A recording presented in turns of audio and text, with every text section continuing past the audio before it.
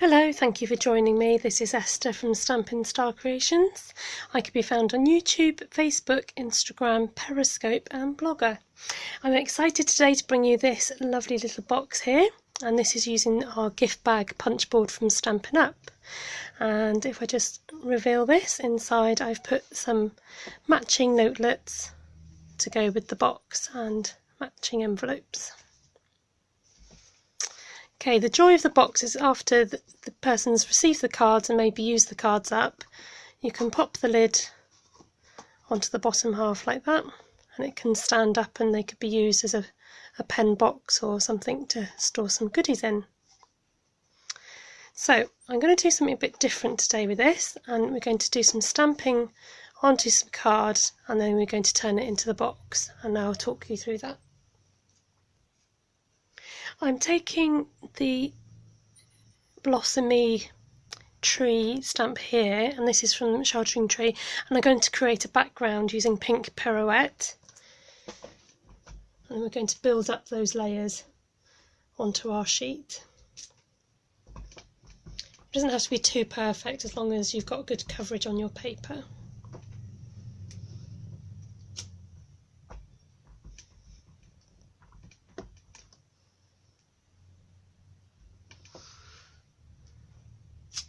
I'm going to keep going with this stamp and then I'll join you when I've finished. Next I'll be using the Birthday Blossoms stamp set, and starting with this big flower, and we're going to be using the nice bright pink, which is Melon Mambo.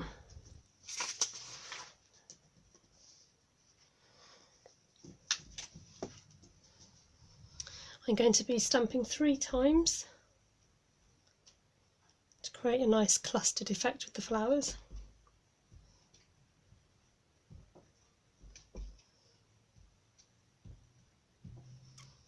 And just keep building up that picture.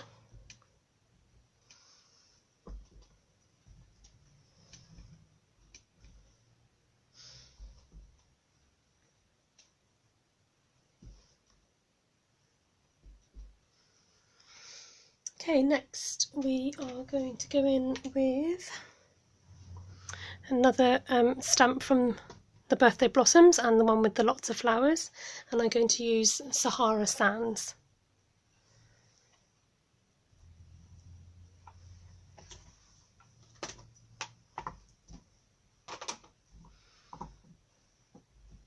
We're going to use these flowers just to try and fill in some of the larger gaps.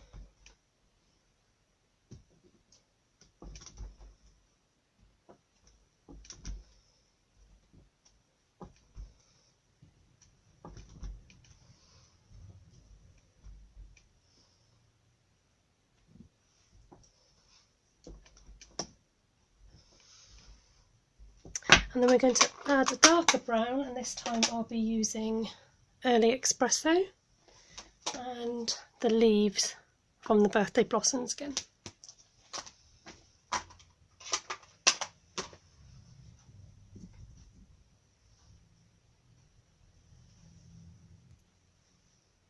So we can use the leaves just with the big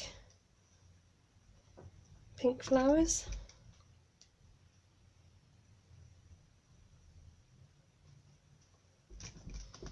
Just helps to bring it all together, fills in any gaps.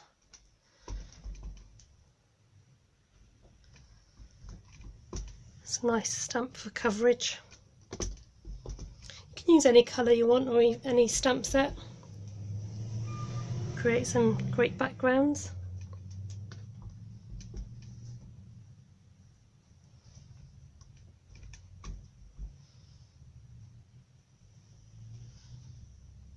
I'll just add the finishing touches and I'll come back to you. I've gone ahead and cut down my A4 piece of paper. So the larger piece here is 5.5 inches, and then this bit is whatever's left. Okay, I'm just going to grab the gift bag punch board and we can start cutting and scoring and creating our box. I'm going to start with the largest piece first. I'm going to tuck it in, and starting at the start line I'm going in and punch And then we are going to score our horizontal. Just going to pull it back to make sure it's all scored.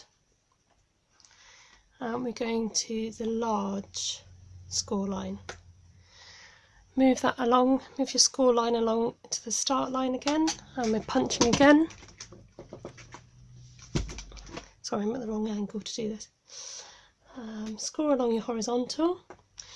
Now we're going to miss the triangle side, and we're going to go straight to side 2 and score along there.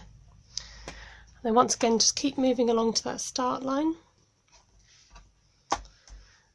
And punch.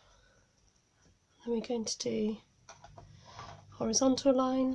I think once you get into the rhythm of doing it, then you remember what you're doing. So punch and horizontal, I find if I do those two things first, then it helps me to remember the other steps.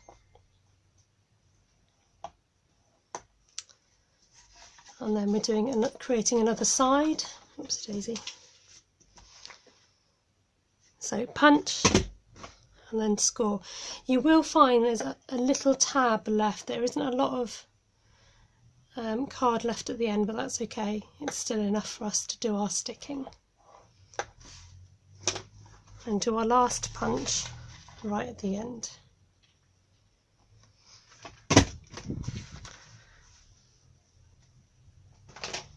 Find my paper snips. And we're going to cut off those, just trim the ends where we don't need them. Helps us to be able to create that fold. And then I'm going to repeat the same with what's going to be the lid. And I'll come back to you once I've done those. Once you've done that, we're going to use our score tool to help us burnish the score lines that we've just created on the box. This just helps to give a good crease and helps us when we're coming to stick it down later.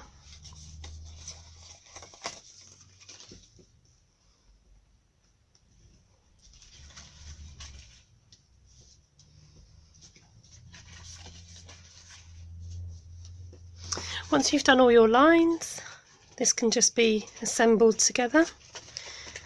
So I like to start with the flap.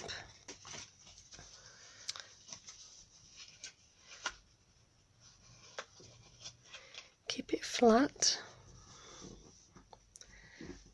Just get my glue. And so starting with that small flap.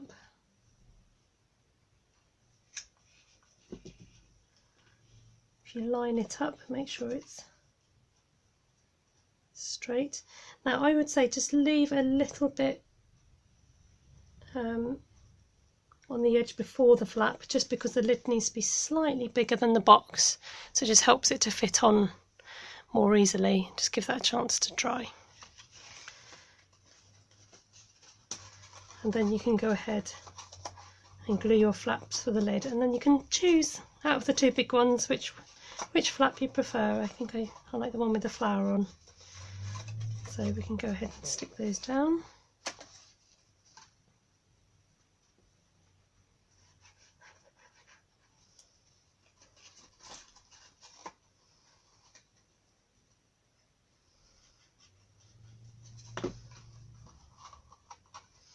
Once you've got your glue, you can turn it over. You can press down on the inside so you can see more easily what you're doing. And we're going to set that one aside to dry and then work on the bigger, the bottom half of the box. You might find it's a little bit of a squash and a squeeze to get the lid and the box together, so if you just gently stretch the lid a little bit, and then you should be able to fit the two together. Like so. You can go ahead and decorate your box, give it some accents, or cut out a flower shape using the pansy punch.